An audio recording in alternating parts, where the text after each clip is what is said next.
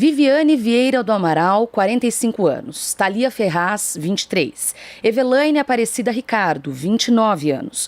Lone Priebe de Almeida, 74 anos. Ana Paula Porfírio dos Santos, 45. E Aline Arnes, 38 anos. Em comum, essas mulheres têm o fato de terem sido mortas, assassinadas por serem mulheres. Elas são os mais recentes rostos do feminicídio no Brasil. Por envolver uma juíza, que era Viviane, essa situação ensejou até mesmo manifestação no STF. Sobre tudo isso, a partir de agora, vamos falar com Marina Ganzaroli, que é advogada, mestra pela USP e idealizadora do movimento contra assédio sexual Me Too Brasil, a quem eu dou meu bom dia e já agradeço. Bom dia, como vai, Marina? Bom dia, Cris, bom dia a todos e a todas que nos ouvem. Bom, vamos começar, Marina, perguntando por que, afinal de contas, com todos os casos acontecendo, ganhando cada vez mais repercussão, porque a imprensa, a mídia de uma forma geral, tem coberto mais esses casos, e inclusive chamando adequadamente pelo nome que tem que chamar, que é feminicídio, por que o assassinato de mulheres continua acontecendo no Brasil? Bom, infelizmente, esse triste quadro de violência contra a mulher que vimos no Natal é a realidade da mulher brasileira todos os dias. O Brasil continua sendo o 5º país do mundo em feminicídio, né? O assassinato da mulher simplesmente por ser mulher, assassinato esse que majoritariamente ocorre em virtude de uma situação de violência doméstica que vai se escalonando, né? Nenhuma violência, nenhum relacionamento abusivo ele começa com a violência física, com a violência, com a agressão, com a lesão corporal. Começa, obviamente, com os ciúmes, ele começa com a desqualificação, a violência moral, a violência psicológica, a violência patrimonial, a violência sexual, então a violência física. Obviamente, nenhuma dessas mulheres que perdeu a vida no dia 25, né, ou no dia 24, ali no Natal, estava pela primeira vez sofrendo, né, a violência do marido. E o feminicídio, apesar, né, Tereza, do que você disse, peço perdão, inclusive, por errar seu nome, desculpa. Não tem problema.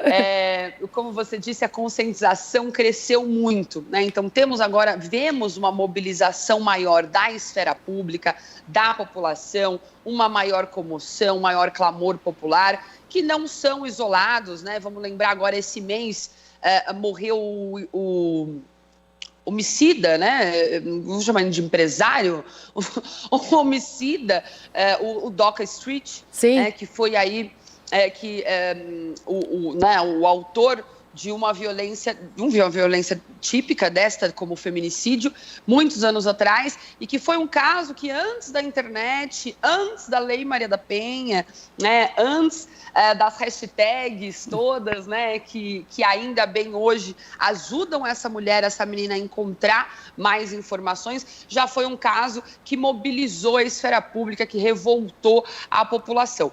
Obviamente, hoje a gente vê esse acompanhamento, né, da população, da esfera pública, muito maior em relação à violência contra a mulher, mas a gente continua tendo altíssimos índices, né? Essa realidade é a realidade que nós, agentes especialistas na área, enfrentamos todos os dias. Então, na verdade, a gente fica até difícil dizer feliz, mas a gente fica contente que tenha um maior acompanhamento dessas situações agora, talvez por situações como essa, né, que são situações de diferença de classe, de raça, então, é uma juíza, né, e as pessoas, infelizmente, a violência contra a mulher, apesar da gente ter avançado muito, como você mesmo observou, agora as pessoas se importam mais, noticiam mais, a gente ainda tem uma série de mitos que circundam esse tipo de violência, né? Mitos que estão aí construídos, né, no imaginário de cada um de nós, de cada uma de nós, que são aí frutos, né, dessa diferença, dessa desigualdade de poder estrutural que existe na nossa sociedade entre homens e mulheres, a qual denominamos machismo. Essa diferença, essa desigualdade de poder, que ela não é só na área da violência, ela é em todas as esferas da vida das mulheres. Nós ganhamos 30% a menos do que os homens, nos mesmos postos de trabalho, nós somos 52% da população brasileira, não representamos nem 15% das cadeiras do Congresso Nacional. Essa desigualdade de poder, ela se reflete e a sua face mais sombria e também mais visível é naquela que nós dizemos a pontinha do iceberg, né? É a violência contra a mulher, é a violência doméstica e familiar contra a mulher, que infelizmente no Brasil tem índices alarmantes e vimos crescer durante a pandemia. Por causa da pandemia? Não, porque a pandemia aumentou as condições, a oportunidade em que essa conduta criminosa acontece, que é onde? No momento de convívio familiar, ou seja, no período noturno, aos finais de semana, nas datas comemorativas. A gente já via um aumento do índice de violência nessas oportunidades. Isso não muda, né, no contexto da pandemia, pelo contrário, os índices aumentam exatamente por causa de uma condição de isolamento que aumenta a condição, né, a oportunidade em que esse crime acontece, que infelizmente é dentro do lar. Lembrando que hoje, para a mulher brasileira, tanto para ela ser assassinada, quanto para ela apanhar, quanto para ela sofrer um estupro, uma violência sexual, o lugar mais perigoso hoje para uma menina e uma mulher brasileira é dentro do domicílio. Sobre isso que você menciona da pandemia, eu faço, né, na verdade, de um grupo de jornalistas do Brasil todo, e a gente fez um monitoramento dos casos de violência contra a mulher e o feminicídio, porque, muito bem pontuado por você, é um ciclo de violência que infelizmente se encerra com a morte, com o assassinato dessas mulheres.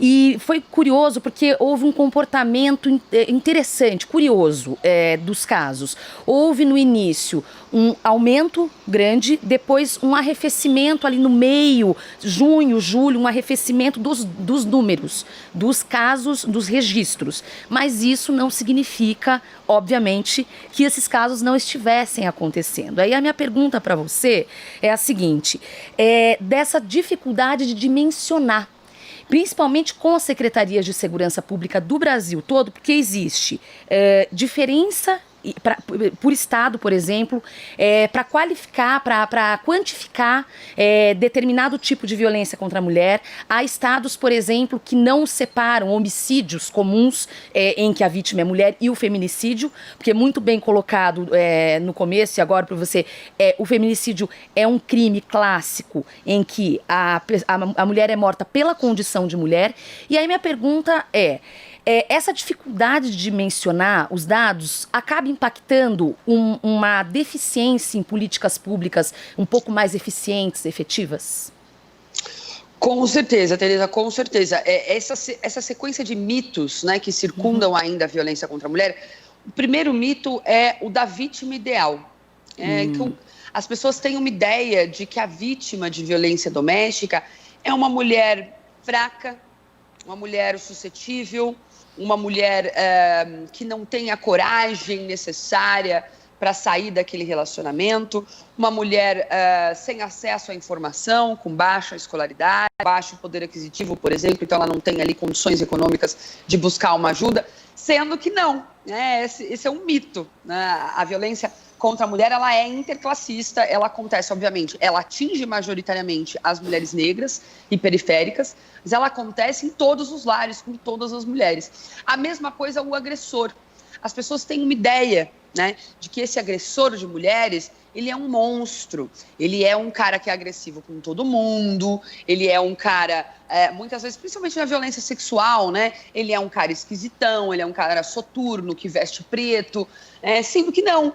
O agressor sexual de mulheres, o agressor doméstico de mulheres, ele é um cara, o pai de família que frequenta o seu culto, a sua igreja, né, o seu colega de trabalho, o parça do futebol de quarta-feira, o seu vizinho que é super simpático, te fala bom dia, boa tarde, boa noite, né? Então, esses mitos, eles dificultam muito a conscientização, a divulgação de informações. Essa coisa do nomear é uma coisa que a gente melhorou muito, Cris, nos últimos anos, porque há um tempo atrás, eu lembro quando eu estava fazendo meu mestrado, agora eu estou no doutorado, mas quando eu estava fazendo meu mestrado, a gente fazia uma série de buscas, né, por notícias de feminicídio, e a gente não conseguia achar feminicídio. Quando a gente colocava, vamos dizer assim, nas manchetes, né? Feminicídio. Você colocava feminicídio, só saíam coisas acadêmicas, pesquisas, né? Aí você colocava inconformado com. Isso. Por ciúme. Inconformado com. Aí você preenche, olha, fica a critério do freguês. Inconformado com o término do relacionamento, inconformado com o divórcio, inconformado com os ciúmes, inconformado com. Era como você botava ali qualquer coisa depois do inconformado com homem mata mulher. Então não tinha feminicídio, não tinha homicídio, não tinha a palavra machismo na matéria, né? Assim, um cara, ele teve ali uma síncope, né? Ele teve ali bateu um raio na cabeça dele, ele perdeu o controle, ele matou a mulher do nada. Sim. Ninguém sabia que aquilo ia acontecer. Coitado, né, dele. Então, assim, exato. É a vítima. Infelizmente, né, a gente acha que é um tema muito pesado, a gente trata com a leveza da manhã. Sim. Mas o ciclo da violência, ele tem um escalonamento, né? O feminicídio, ele é um tipo de crime, e a gente diz que é um tipo de crime evitável. Então, é uma morte evitável. Se existe uma intervenção do Estado, da política pública de segurança, da política pública de saúde, da política pública de assistência social, que faz a intervenção, uma avaliação, uma gestão deste risco, né? Então, toda mulher que está numa situação de violência, ela tem que passar por uma avaliação de risco, porque a gente tem diferentes momentos desse ciclo. A gente pode ter uma situação em que essa mulher está mais próxima do feminicídio, falta muito pouco para esse homem a matá-la, e situações que ainda estão no início desse ciclo. Então, o momento de fazer essa intervenção, ele é super importante, porque é importante lembrar que a mulher que sofre violência doméstica, ela não quer se livrar do marido, ela não quer se livrar do pai dos filhos dela, do cara que subiu ao altar com ela quer se livrar da violência. Então, a mulher que gosta de apanhar, mulher de bandido, não, ela volta para casa porque ela acredita que ele vai mudar, ela acredita que ele vai melhorar, ela acredita que ele pode ser um pai melhor e que a família pode alcançar uma estabilidade. Então, ela inclusive foi ensinada que essa é uma responsabilidade dela, né, manter a família unida. Então, ela vai voltar para essa residência, e ela vai voltar, ela vai continuar sofrendo violência, porque depois da violência vem aquilo que a gente chama de fase de lua de mel. Este homem, ele pede desculpa, ele dá flores, ele compra chocolate, ele fala que ele vai fazer terapia, que ele vai conversar com o pastor, com o padre, que ele vai resolver. Ela acredita, obviamente, e aí eles retomam esse relacionamento e a coisa vai degringolando novamente, a violência psicológica, a humilhação, a desmoralização, vai colocando essa mulher para baixo, vai acabando com a autoestima dela, até um novo episódio de violência física. E a cada vez que esse ciclo dá a volta, a violência é mais grave. Então, por que a gente avalia os riscos, né? A gente olha para esses indicadores de risco, para esses inibidores também de risco, né? Os indicadores de letalidade. Você tem situações, por exemplo, veja, eu gosto de dar esse exemplo porque as pessoas elas imaginam que a violência doméstica ela é só olho roxo. Mas eu vou dar só alguns exemplos rápidos para você imaginar como você pode fazer uma pessoa se sentir completamente ameaçada sem encostar a mão nela. Você pode dar um murro numa porta, você pode quebrar um jarro de vidro na parede, você pode partir uma mesa na metade, você pode pegar uma cadeira e quebrar uma cadeira numa mesa, você pode torturar um animal de estimação na frente dessa pessoa. Veja, todas essas ações eu não encostei a mão nessa mulher ainda. Né? Então, a mulher que sofre uma violência, né, quando a gente chega nesse triste deslinde, né, nesse triste desfecho do ciclo da violência, que é o homicídio, que é o feminicídio, ela já passou por todas as violências. Então, a intervenção eficaz do Estado deixou de acontecer naquele ciclo. Sim. Já chegou no último. Né? Então, assim, essa conscientização, esses índices, eles mostram ainda a ineficácia do Estado brasileiro em responder à violência baseada no gênero. A gente tem uma legislação que é uma das melhores do mundo, isso não sou eu que estou falando. A ONU considera a Lei Maria da Penha o terceiro marco de enfrentamento à violência doméstica e familiar do mundo, que é o melhor, um dos melhores. Né? A gente pede aí para a Espanha e para a Argentina, apenas em legislação. em legislação. Então, marco regulatório, a gente tem. O gargalo está onde? Está na aplicação, né? Está na aplicação. E aí, do que a gente precisa para aplicar a lei, para fazer com que ela funcione?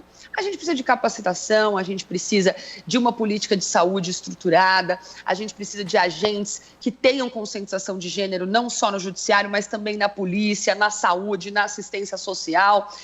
E a gente tem um governo que reduziu de 180 milhões, né, a casa dos cento e tantos milhões para o Ministério das Mulheres, no enfrentamento da violência contra a mulher, para 40. Né? Então, a gente está falando de um sucateamento da estrutura pública do Executivo Federal que cuida dessa política, que cuida dessa agenda, que vem aí num desmanche constante já, uns 4 anos, 3 anos, né, sendo constantemente vilipendiada ali, e um orçamento reduzidíssimo. A gente tem, inclusive, uma legislação que foi picotada. A Lei Maria da Penha, ela é de 2006. Até o governo Bolsonaro, ela sofre uma alteração, uma única alteração legislativa.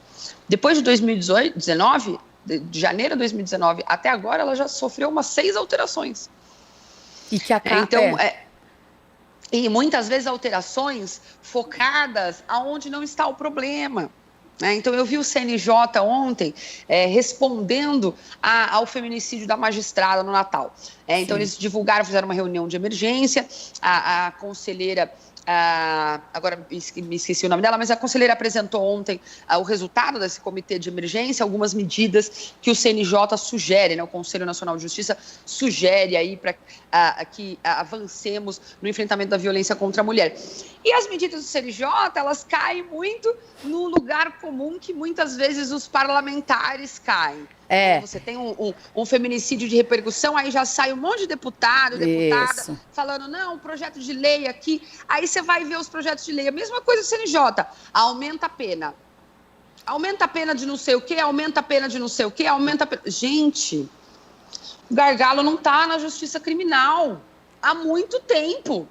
Quantos homens no Brasil estão presos por violência doméstica?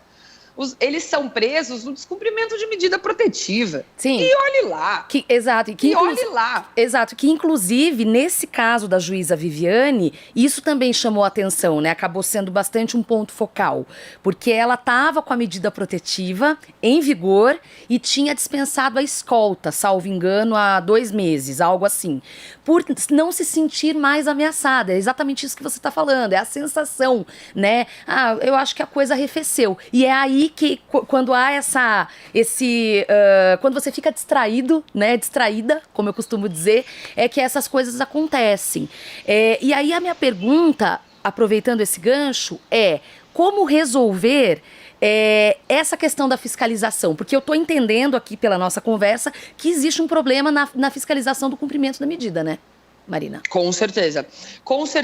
Não, Cris, pra você ter uma ideia, a gente descobriu, a lei tem 14 anos, né, de 2006. A gente descobriu que, só no estado de São Paulo eu tô falando, hein? Então, veja só que é uma realidade que muda de estado para estado, porque como é importante a gente lembrar que a justiça criminal, a justiça de família, ela é estadual. Então, você tem aí uma série de regras, né, que mudam. Não, a lei não muda, mas a estrutura do judiciário, ela varia de estado para estado. Só para dar o exemplo aqui do estado de São Paulo, a gente descobriu que a Polícia Militar do estado de São Paulo não possuía registro eletrônico de medida protetiva de urgência acho que uns 4 anos atrás, uns 4, 5 anos atrás, no máximo. Ontem. E a gente descobriu isso ontem. Né? Então, o que acontecia? O cara tinha uma medida protetiva, a mulher ganhava uma medida protetiva de distância contra o seu agressor. Ela ganhava, literalmente, um papel, intimação, certo? Dizendo que a medida protetiva tinha sido deferida. Ela dobrava esse papelzinho, guardava na carteira e andava com ele. O cara aparecia na casa dela, ela ligava para a polícia e falava: oi, policial, tudo bom? E mostrava e contava toda a história de novo. Então, vamos dizer, tem uma blitz da lei seca, na esquina da casa dessa mulher, dessa criança. E aí o cara é parado. Não aparecia para o policial militar que fosse levantar ali a capivara dele, que o cara tinha uma medida protetiva ali daquela região. Não tinha nenhum registro, era literalmente responsabilidade da mulher vítima carregar e estar viva, né, ou consciente para dizer que tem uma medida protetiva. Sim. Né? Porque tem isso também, ela pode estar não consciente, né, no momento em que a polícia chega. Então, quem que vai falar? Olha, tem uma medida protetiva, é uma situação de violência doméstica, né? Então, isso a gente descobriu fazendo reuniões intersetoriais, né, judiciário, Ministério Público, Defensoria, Polícia, e a gente descobriu que eles não tinham acesso a essa informação. O cara conseguia puxar ali, se ele tinha um BO de furto de margarina, mas não conseguia puxar se o cara tinha uma medida protetiva ativa de ameaça à vida, né, de uma mulher e uma criança. Então, e aí, novamente, né, a violência doméstica, a violência sexual, ela tem uma dinâmica específica que é a relação entre vítima e agressor. A gente não está falando de qualquer agressor, é o pai dos seus filhos, Sim. É o seu ex-marido, o seu ex-companheiro, a pessoa com quem você viveu, dividiu intimidade por anos, por décadas, às vezes. Né? Então, essa chave, às vezes, é muito ignorada pelas pessoas. As pessoas falam assim, as pessoas pensam assim, ela vai, pega e sai. Nossa, a primeira vez que levou um tapa na cara, sai de casa. Não é tão simples. Não. Porque, no caso da juíza, isso fica muito claro, né? Porque vem uma história posterior de que a filha fez um pedido também, falando, não, papai não é bandido. Sim. Nenhuma mãe quer ser responsável por ter enviado o papai para a prisão. Sim. Porque a culpa, no fim, recai sobre a mulher. Ela que apanhou e, no fim, ela que mandou o papai para a prisão, né? Então, veja, a narrativa não é papai bateu na mamãe e foi preso. É mamãe mandou o papai para a prisão, porque papai é bandido. Então, assim, a filha falando, não, papai não é bandido, né? Mamãe, tá tudo bem. Sim. Vamos deixar papai visitar. Então, assim, veja, não é qualquer pessoa te pedindo isso. É sua filha. Você não quer destruir papai, você não queria que papai tivesse te socado a mão, entendeu? Você não queria nem que sua filha tivesse visto que ele te socou a mão, né? As mulheres, normalmente, elas tentam, inclusive, preservar a história para não traumatizar mais ainda as crianças. Como se as crianças já não soubessem de tudo.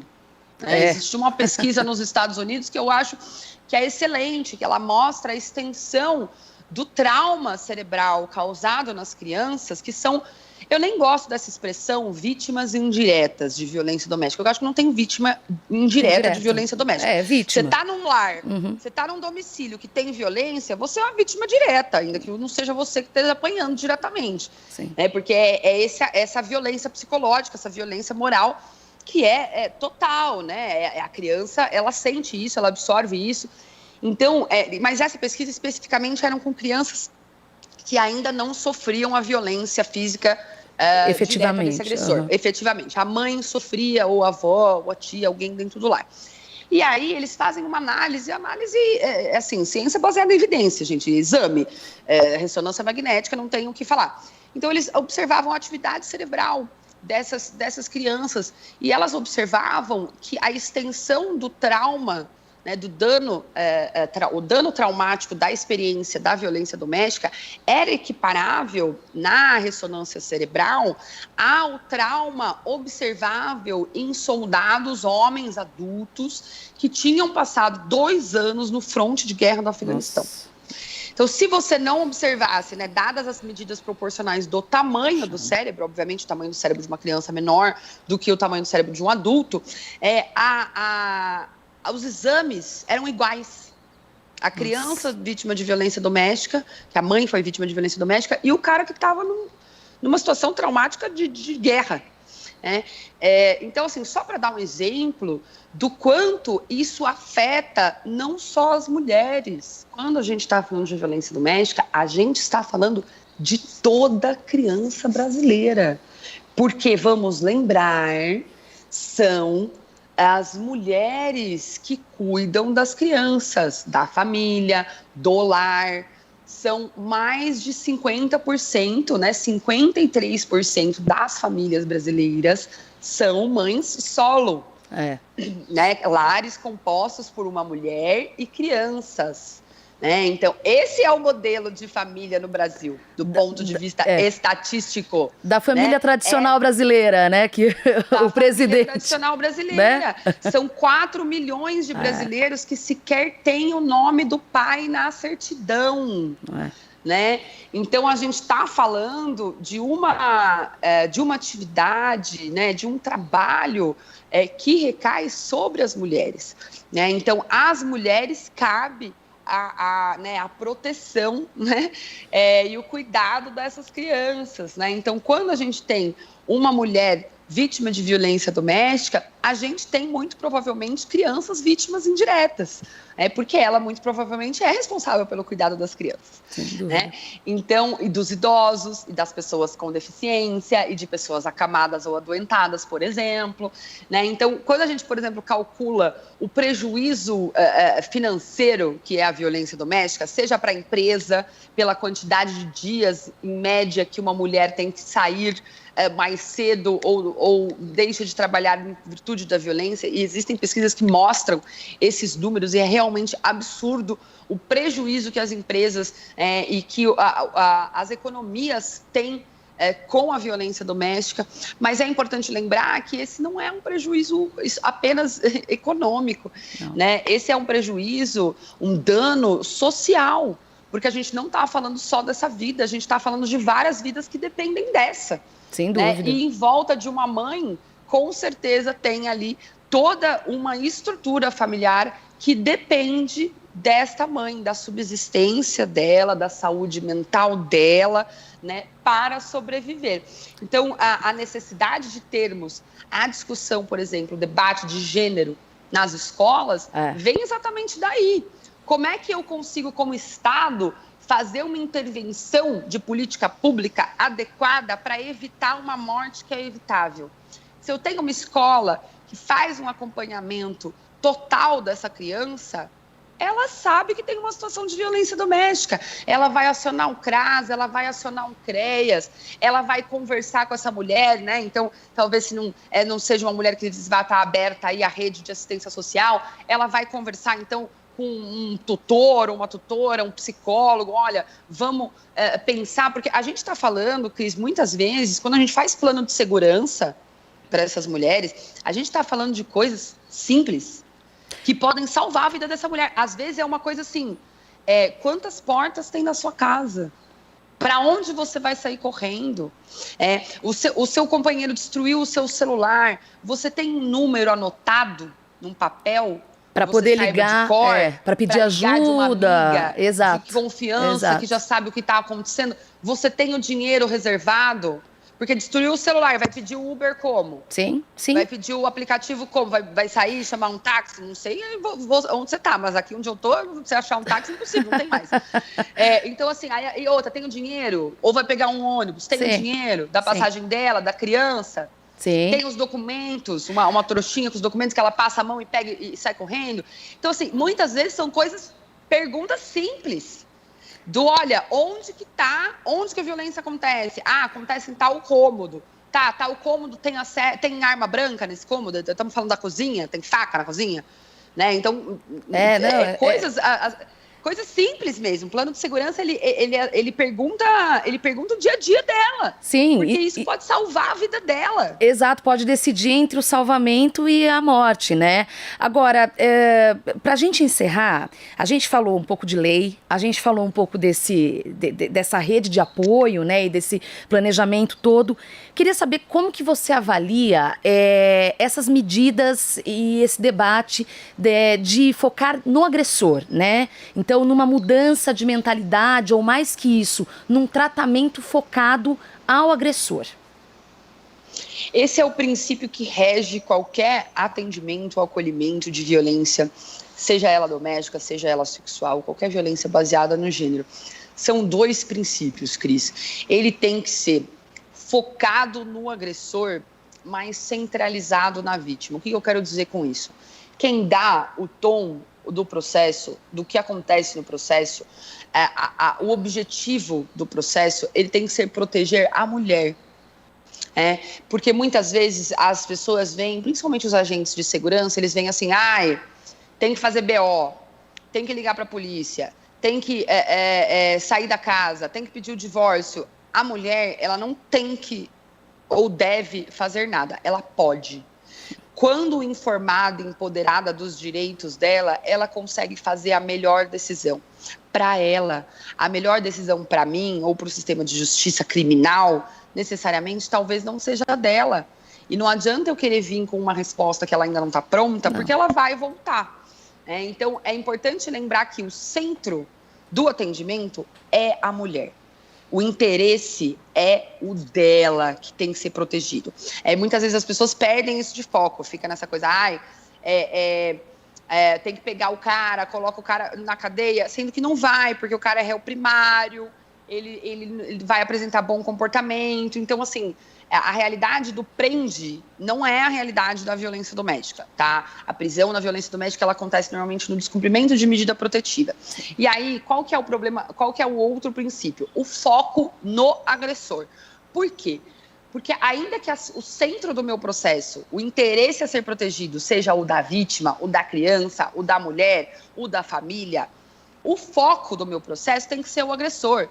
Não me importa qual a profissão da vítima, quantas vezes ela já transou com outras pessoas, ou com quem ela transa ou deixa de transar, quando ela largou o companheiro ou não largou o companheiro, se ela traiu ele, se ela não traiu ele, a profissão, o que ela faz, o que ela deixa de fazer, se ela é boa mãe, na sua opinião, ou não. Quando a gente está julgando, quando a gente está enfrentando um caso de violência doméstica, o que nos importa é o comportamento do agressor. Qual que é o padrão de comportamento dele? Quando ele bate, o que ele faz, como ele trata as crianças, como ele trata a mulher, quais os horários em que ele apresenta essa conduta. Então, assim, o foco é ele, não ela, porque nada no comportamento dela vai resolver o problema, né? Muitas vezes as pessoas ficam pensando assim, buscando no comportamento da mulher algo que justifique a violência. Então, mas o que ela fez, né? E a gente vê isso, inclusive, no judiciário, né? Recentemente, o juiz falou numa audiência de família, né? E foi repercutido aí, que a Lei Maria da Penha não deveria ser aplicada no caso, porque ninguém apanha sem ter feito nada. É um absurdo. Isso um juiz falou numa audiência, sim. Né? E aí, é ótimo esse exemplo, porque ele mostra muito bem um gargalo, né, que novamente o poder público e também o judiciário deixam de observar. É importante lembrar que a Lei Maria da Penha, na verdade, ela não é aplicada na sua integralidade no Brasil. Porque uma das coisas que a Lei Maria da Penha fala é que o tribunal, né, o juízo onde esse caso vai ser julgado, ele tem que ser híbrido. Ele tem que ser tanto criminal quanto civil, de família. Porque o problema para a mulher, ele é um só. Ela está apanhando e ela precisa regulamentar a pensão, as visitas, ela precisa formalizar o divórcio. Então, tem tanto a parte de família quanto a parte criminal da lesão corporal, vamos dizer, que ela sofreu. Então, esse problema é um problema só para ela, né? Só para o direito que ele é um problema separado, que tem a parte criminal e a parte civil. E a Lei Maria da Penha, ela juntou, ela falou assim, não, para a violência doméstica, tudo vai ser numa vara só, num juízo só, porque o problema da mulher é um só. O único estado que aplica isso é o Mato Grosso do Sul. Nenhum outro estado tem vara híbrida de violência doméstica. Então, o que acontece? A juíza da violência doméstica, que recebe a capacitação, né, que tem sensibilização em questões de gênero, que é treinada para isso, etc. e tal, né, que tem um investimento do judiciário nessas varas, ela só faz a parte criminal. E a parte de família vai para as varas de família, que não recebem esse treinamento e que são, na verdade, muito mais numerosas que as varas de violência doméstica. Né? Então, novamente, o CNJ vem ontem, né, e fala, vamos capacitar os juízes, os agentes que trabalham nas varas de violência. E as varas de família? Que estão todos os dias decidindo sobre o destino de famílias e de mulheres com situações de violência doméstica. Elas também não precisam dessa capacitação? A gente não precisaria, na verdade, aplicar a Lei Maria da Penha, de fato, em termos uma competência híbrida, né? Então, essa ideia de focar, buscar na mulher... Então, normalmente você vê muito isso em intervenção, né, da polícia. Chega numa situação de violência, isola o cara e vai conversar com a mulher. Né? Como se fossem coisas distintas. Exato. Exato. Então, assim, pergunta para ela que ela vai explicar o que está acontecendo. Né? Então, assim, essa ideia de que o foco está na vítima, no comportamento da vítima, permeia ainda muito o imaginário das pessoas. Novamente, aquela ideia do mito, né? Do que é a vítima ideal, do que é o agressor ideal. Né? A mesma coisa a violência sexual. As pessoas acham que o estuprador é o cara que vai te jogar no terreno baldio, no beco e vai te estuprar. E não às vezes você está dormindo do lado dele, exatamente. É o seu colega de trabalho, é o colega de faculdade, é o vizinho, é o tio, o pai, o padrasto, o irmão, o cunhado, o primo, né? Esse é o agressor sexual, estatisticamente falando. Exato. Então a mulher, aí quando as pessoas falam, mas por que não gritou? A reação natural, a reação normal é não gritar. Primeiro que a pessoa não está esperando aquilo. Segundo que é uma pessoa que ela ama, que ela conhece. Normalmente é uma adolescente, né? Estamos falando basicamente de violência sexual contra criança e adolescente. 70% dos estupros no Brasil são contra menores de 17, 50% contra menores de 13. Né? E aí, novamente, o que ela fez? Ela deu a entender, ela bebeu, ela usou uma saia curta, ela foi para uma festa. Gente, esse discurso, né, de focar no comportamento da vítima e não do agressor, as pessoas acham que, nossa, é mimimi, o mundo ficou muito chato, não pode mais fazer piadinha. Gente, isso de fato se reflete nas agressões. Com certeza. Eu nunca vou esquecer o avô, um senhor de mais de 70 anos, falando numa audiência. Ele tinha estuprado a neta dos 4 aos 10 e ele falava na audiência para o juiz: a menina anda de shortinho na casa, para lá e para cá. Quem que ela pensa que ela é? O que ela achou que ia acontecer? Um senhor de 70, falando da neta, na audiência, para o juiz. Então, assim, essa ideia, ela continua, né, na cabeça das pessoas. E continua sendo esse reflexo, na prática, do patriarcado, do machismo, que a gente ainda tem muito que combater. E, com isso, quero agradecer muito a participação da Marina Ganzaroli, advogada, mestra pela USP e idealizadora do importante movimento contra assédio sexual, o Me Too Brasil, que eu vou falar depois, Marina, para minha mãe, para ela trocar meu nome por Cris, porque você achou que eu tenho cara de Cris, hein, Marina? Mas é isso aí. Eu tô tão apaixonada pela Tereza Cristina que eu vi o Tereza e eu já coloquei um Cris. Não tem problema. Você me perdoa, viu? Imagina, mas olha, é isso. Muito obrigada aqui pela participação na Rádio Brasil Atual, na TVT, e até uma próxima e um bom 2021 para você, apesar de tudo. Obrigada, querida. Um bom dia a todos e a todas. Tchau, tchau. Tchau. Você está ouvindo Jornal Brasil Atual. As notícias que os outros não dão.